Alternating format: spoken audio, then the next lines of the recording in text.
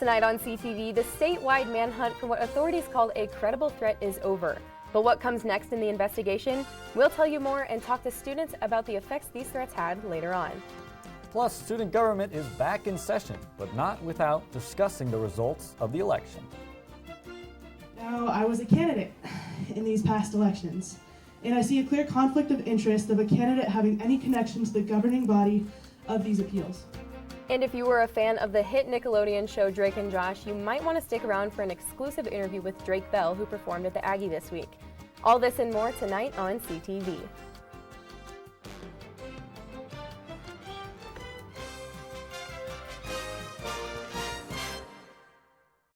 Days before the 20th anniversary of the Columbine High School massacre, Colorado students were asked to stay home because of a Florida woman's threats. Thank you for joining us tonight. I'm Ryan Christ. And I'm Marlo Lundak. Public schools stretching across Colorado are reopened today after yesterday's statewide manhunt. 18-year-old Sol Pais, the high school student from Florida who was reportedly infatuated by the 1999 Columbine shooting, was found dead Wednesday morning near Mount Evans. Law enforcement officials say Pais was considered a credible threat after posting alarming social media threats and flying to Colorado, where she purchased a weapon. The investigation into the teen is still underway.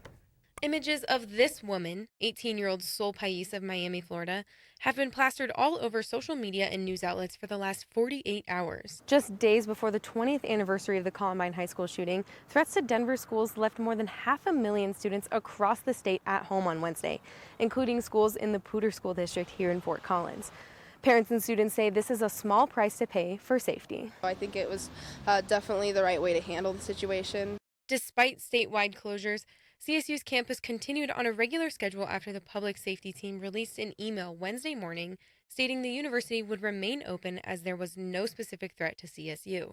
Poudre High School student Claudia Strobel says how unsettling the situation was even after her school was closed. It was a little bit stressful, especially since I heard that CSU wasn't canceled and front range classes weren't canceled either. So it's just like, even though I didn't have to go to school, it's stressful just to hear about like somebody being on the loose, not being caught yet, you know. Students around campus also spoke about the unfortunate circumstances the state faced on Wednesday. It's crazy to see that the whole state shut down over one instance like that, but it's good prevention, I would say. I thought it was pretty scary. It kind of came out of nowhere. It's really messed up and just really insensitive, and there really are a lot of crazy people out there, and it's also really scary just because, you know, things like that do unfortunately happen in this country a lot. I'm from Denver, and in Denver area we've had multiple lockdowns and shooters and situations, and I just think that it's unfortunate to have it be normalized for me. I'm glad they took the precaution of shutting schools down because, I mean, I got brothers in high school, so I'm glad they got shut down. They didn't have to worry about that. Even though she's not a threat anymore, it doesn't mean it won't happen again, and it doesn't mean it's not sad still. Yesterday's school closures come during a tense time across the state as the anniversary of the Columbine shooting is this Saturday. CTV's Edgar Cedillo sat down with a current Columbine student at the high school to talk about how the event still affects our generation. Good afternoon, everybody. I'm Peter Jennings at ABC News World Headquarters. We want to bring you up to date at the shooting at Columbine High School in Littleton, Colorado. Black trench coats, if you were just joining us, there has been a school shooting in Littleton, Colorado. 20 years ago, when the eyes of the world turned to Columbine as one of the worst mass shootings in America had just taken place, a lot of people were left wondering about what they just saw. Now, 20 years later, students at Columbine are working to change that. Even just seeing videos and stuff of Columbine students running out of the school, that happened before I was born. That was 20 years ago. But we've all seen those and we've all been affected by those. The students created the My Last Shot campaign, which aims to use the power of images to show audiences pictures of those who find themselves to be victims of gun violence. The sticker idea was based off the organ donation thing. That's something you check off, and that's a completely normal thing. But it says, in the event that I die from gun violence, please publicize the photo of my death, #MyLastShot, and then you sign it with your signature. It is a clear sticker, so you can just put it anywhere on your license. Students hope that with the My Last Shot campaign, they can start to instill a change in gun laws. It's really hard because I feel like young people are the ones that are pushing for this the most, just because we've grown up with this. we are Generation Columbine. That's what we're called. Like, we've grown up with lockdown drills and we've grown up with shooter drills. Like, that's something that our parents or our grandparents or any generation before us has never had to experience.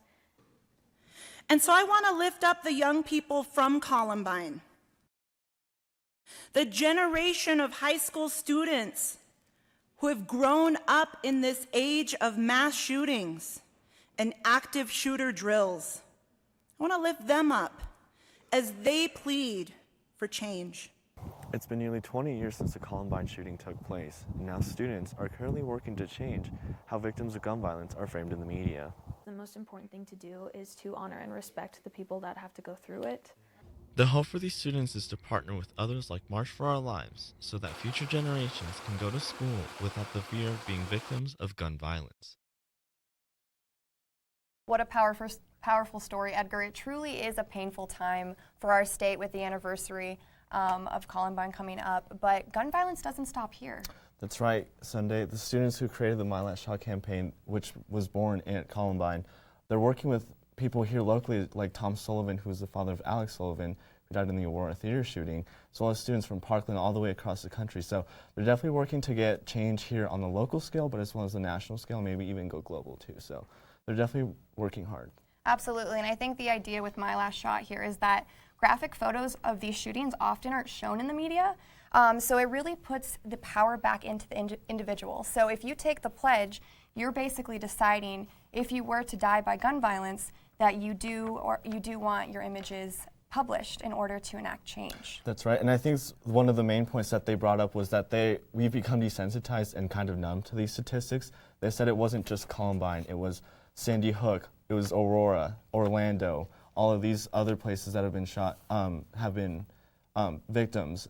So they definitely want to see change because it has just become such a daily part of our lives.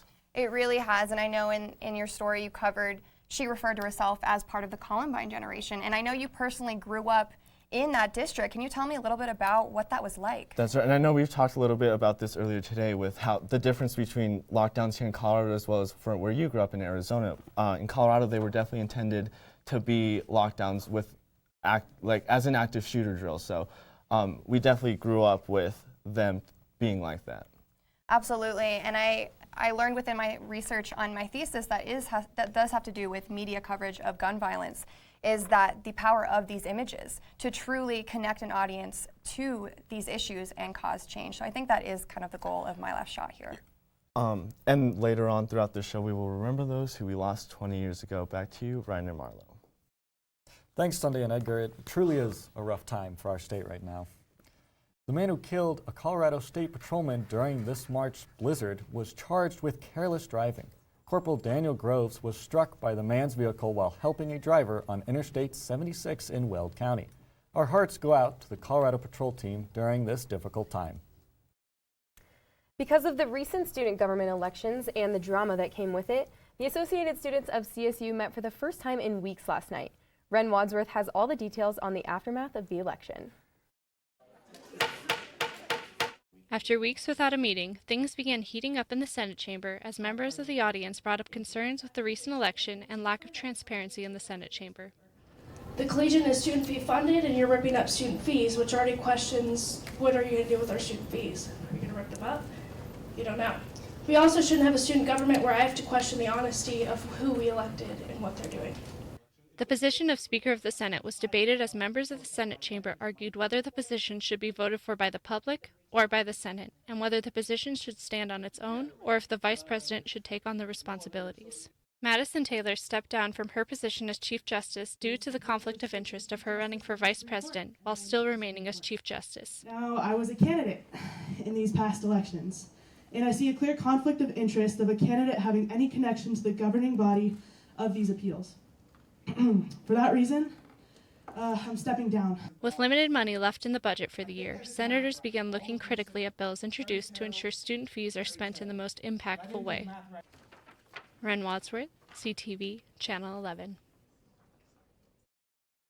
The Senate moved all old business back a week so they could focus on new business. They will hold an extra meeting to address bills and resolutions they weren't able to address on Tuesday. Check back in with CTV next week for the latest.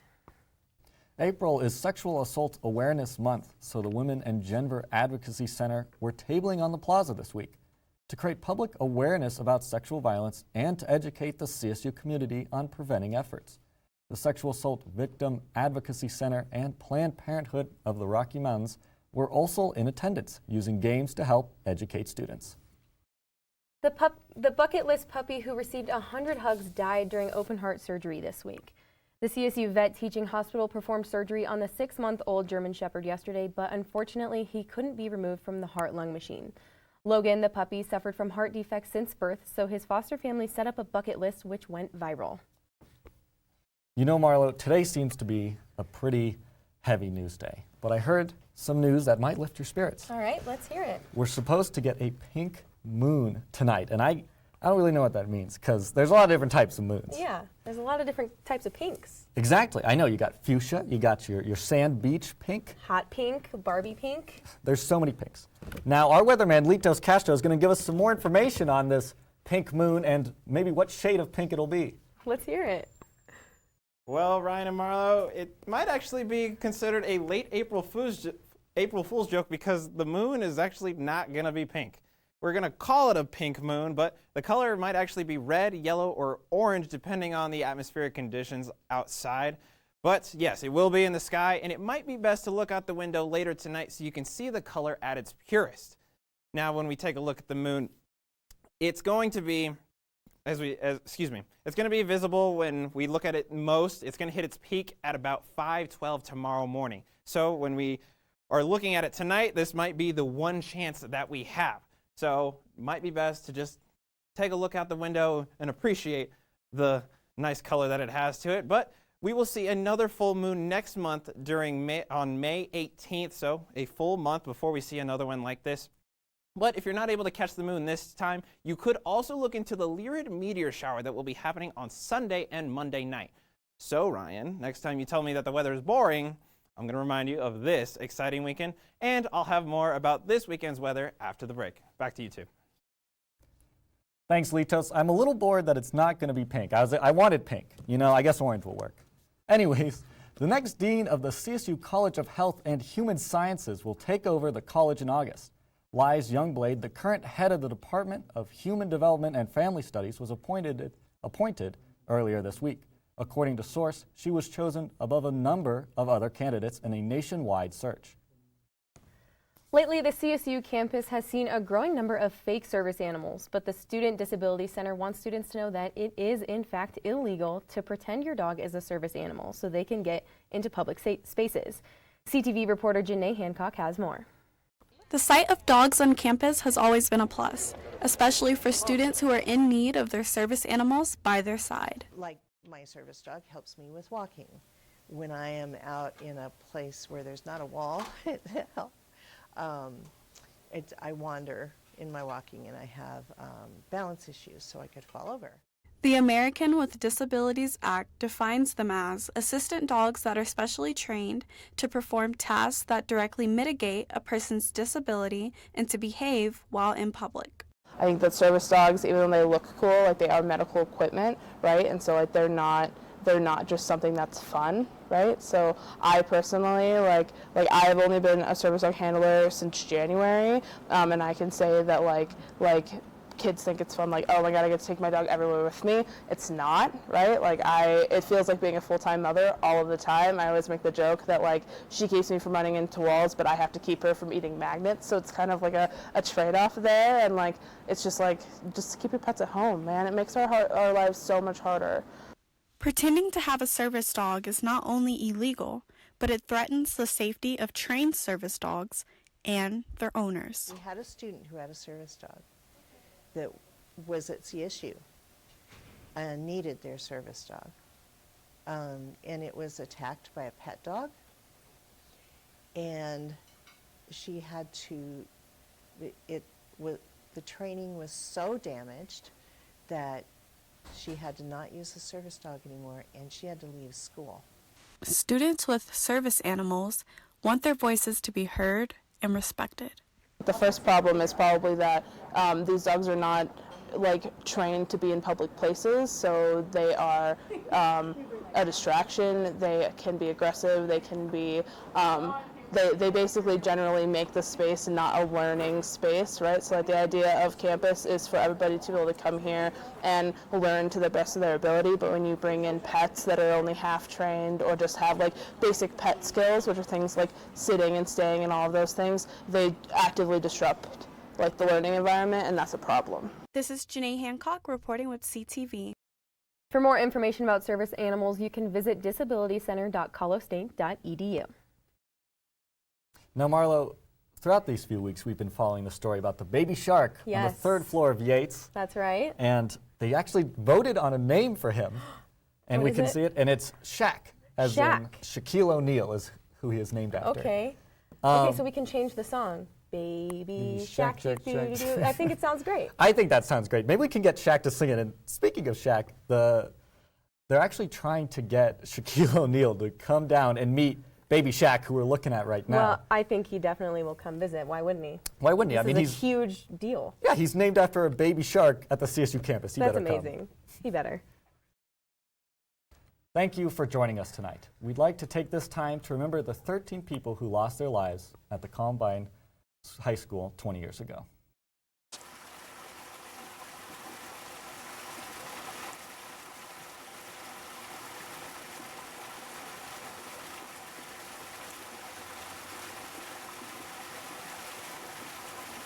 Okay, so we drowned the fire, stirred it, drowned it again, and now just feel if it's cold. Yeah. Cool.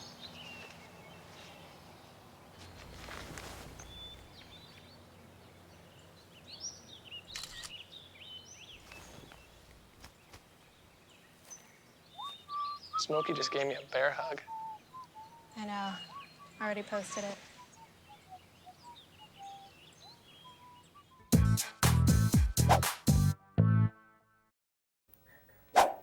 Welcome back from the break, Rams. I'm Lee Toscastro here to give you the update of what's coming up in the weather this weekend. But before we get there, let's start off with what's it like outside right now. Current conditions for a very nice 60 degrees. Not too hot, not too cold. However, there's still a strong breeze of about 15 miles per hour towards that northeast side. So maybe you want to hold on to yourself a little bit because it is a little bit of a strong breeze. However, the sunset will be later this evening at 7:42 in the evening. But what was it like on campus today? Well, the sun was out and it was nice and bright for you. And what a perfect day for the sun to come out on I Love CSU Day. Plenty of students on campus. I know I went to the stadium early today to get a free donut because I treat myself like that. And the colors were coming out in the flowers we see on the plaza. It's just a nice, beautiful day. And you can expect one tomorrow when we hit the sun tomorrow. But before we get there, we need to talk about tonight's lows. Tonight's lows, well, still hitting some freezing temperatures for you across the state. We're going to start off on that west side. Grand Junction is going to start it off at 31 degrees, but you're going to get a little bit cooler at 25 in Gunnison, 26 in Telluride. Once you hit the mid-range, you're going to heat back up just a tiny bit. You're going to see 30s and 40s, 41 in Denver, and then 38 and 39 as you hit Colorado Springs and Pueblo. And then on the east side of the state, you'll see 30 degrees going to be the coldest temperature over there in Lyman, and then you heat it back up as high as 35 in Lamar. And then, like we said, tomorrow's highs, it's heating up in Colorado. We're going to see 70s mostly across the state, but still some 60s as well. Grand Junction, highest on the west side, 77 for you. Cool it back down just a tiny bit more in Telluride, it's 55, and Gunnison at 61. Heat it back up again once you hit the I-25 corridor, 76 in Denver, 72 Colorado Springs, as high as 79 in Pueblo, almost hitting that 80. And then once you hit the other side of the state again, 71 in Lyman, going to be the coldest temperature over there, and the highest in Lamar at 77. As we keep moving forward, tomorrow's forecast in Fort Collins for you. Like we said, heating up, hot temperatures for you. 75 is going to be your high, 44 your low for the evening. Sunny day, wind going to cool down a little bit for you. Not too strong as it was today, so that's nice. And if you're looking to catch that moon from tonight, it's going to be able to go, you're still going to be able to catch it a little bit before the sun comes up at 6:15 in the morning. And then we look at your 5-day forecast. It's going to be one more day of heating up. Like we said, Friday, you see that 74 degrees for you, but we're going to start to see some clouds rolling in on Saturday. You still have the hot temperature, but on Sunday and Monday, as we head towards the new week, we're going to see some rain showers coming in for you. 50s is what we're expecting on Sunday and Monday. And then on Tuesday, we heat it back up at 69 degrees. Your lows are going to mostly be through the 40s and 30s for you. Should be a fun time all around in the weather. Well, that's all I've got for you, but next up is our wonderful friend Jared Stratton giving you the update on all the sports news you need to know. We'll be right back.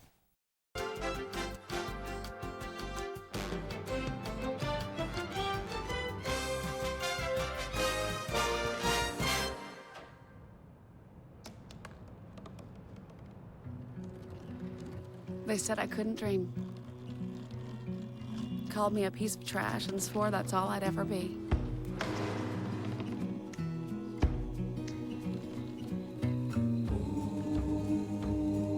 Said a bottle couldn't see the ocean.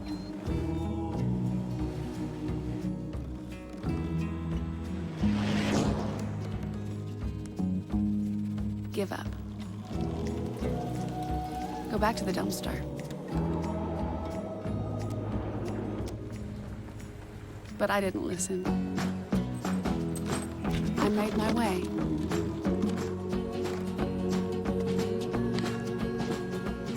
And now, I am what I've always wanted to be.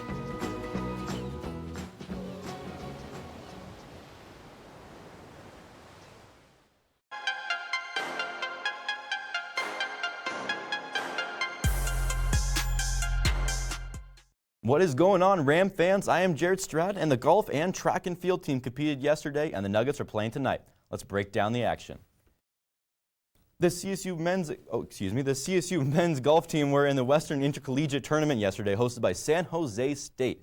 The Rams were able to skyrocket to 6th place in the tournament after a rocky start, and they were 1 under 349 during the last holes, which helped them tie Oregon in the tournament. Stanford ended up winning with an impressive stat of 10 under. 2 Rams finished in the top 10 as well, with Jake Stiano and A.J. Ott. They both posted 2 under, but the highlight of the day was Oscar Teufel's first ever collegiate hole-in-one. Although he did go 16 over, the hole-in-one is still pretty impressive.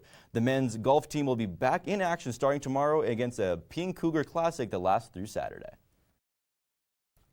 The track and field team didn't just complete last weekend, they also competed yesterday in the Brian Clay Invitational.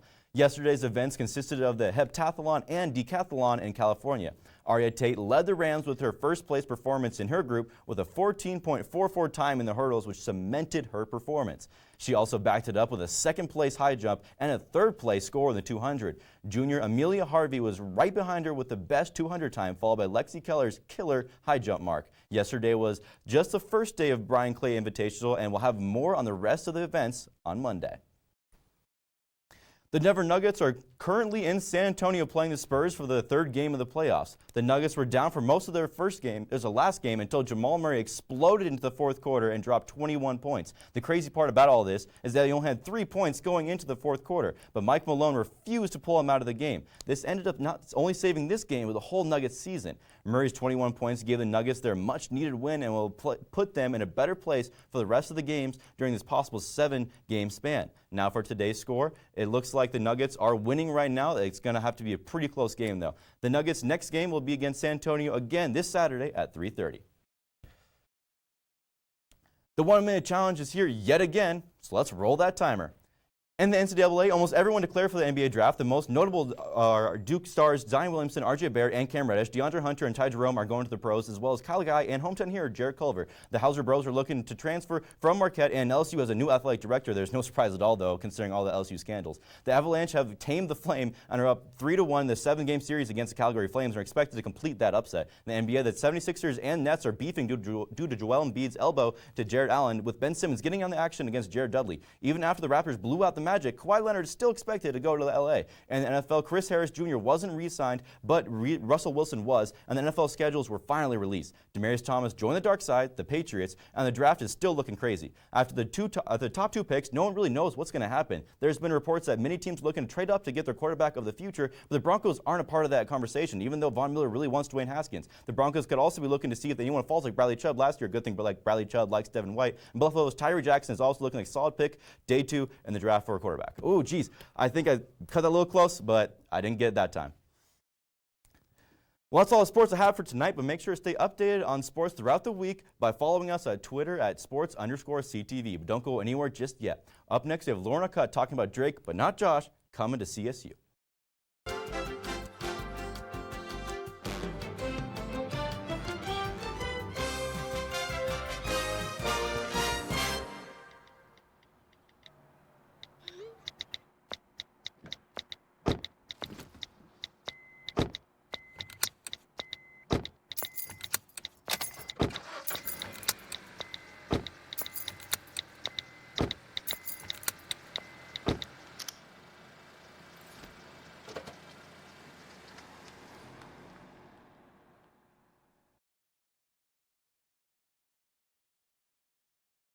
Listen, I realize that I'm not perfect, but it all really started to change because you judge me for having a problem.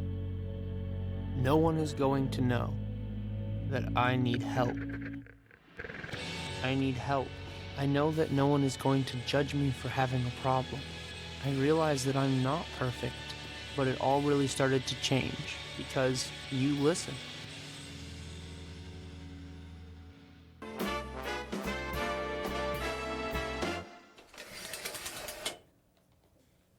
Good evening, Rams. I'm your entertainment expert, Lauren Orcutt, here to spill the tea on all the entertainment news happening this week.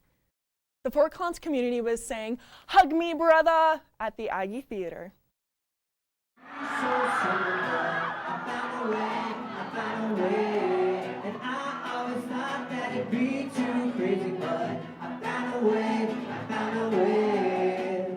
Actor and musician Drake Bell performed Tuesday night at the Aggie Theater.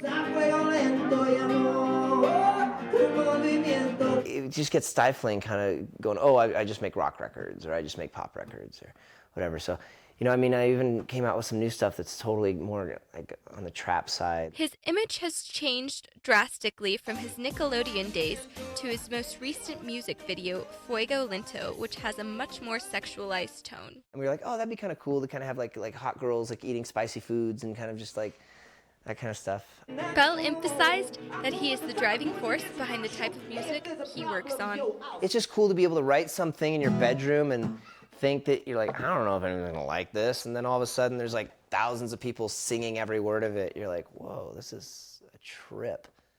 He later went on to talk about how limiting being signed can be, both creatively and financially. It's cool because I get to put out records whenever I want. I get to make whatever records I want. I don't have an A&R guy going, no, that's not the way the record sounds. You know, you're not working on a record like that right now. You have to do this over here and all that kind of stuff. I think just anytime we play live and you get a response to, you know, a song you wrote, or some, you know, if you start a couple chords of a song and the audience recognizes it, and you get a instant response. So just turn around. Like that's like cool validation of like, all right, this is working, I guess. You know? That's what I say, and that's just. This is Isabella Roberts reporting with CTV. Saying that I love you, I love you. If you missed Drake Bell at the Aggie, he will be performing in Grand Junction on May 4th. And if you missed that, at least Drake and Josh will be streaming on Hulu right now. You can also see an extended version of this interview on our YouTube page at CTV Channel 11. So if you are staying in FOCO and you can't go home to make it for Easter celebrations with your family, don't fret. The Fort Collins community has several events that are filled with eggs, candy, and a bunny or two. The Bath Garden Center is offering $20 fairy gardens, where you can pick out a plant and decorate it with a small egg or rabbit figurine. They also are having snuggly little rabbits and ducks to waddle around while you shop. If you aren't a big plant person though, you can check out the Fort Collins Circus Center Spring Circus event that has Easter egg hunts, followed by an obstacle course and an aerial demonstration in their gym. And if you aren't a fan of either of these events, the animated film Peter Rabbit has hopped onto Netflix and will be there for a while. Well, that's all the time we have tonight, Rams. Thank you for tuning in, and make sure to come back on Monday for the sports show to see this weekend's highlights. Same time, more news from the people you know.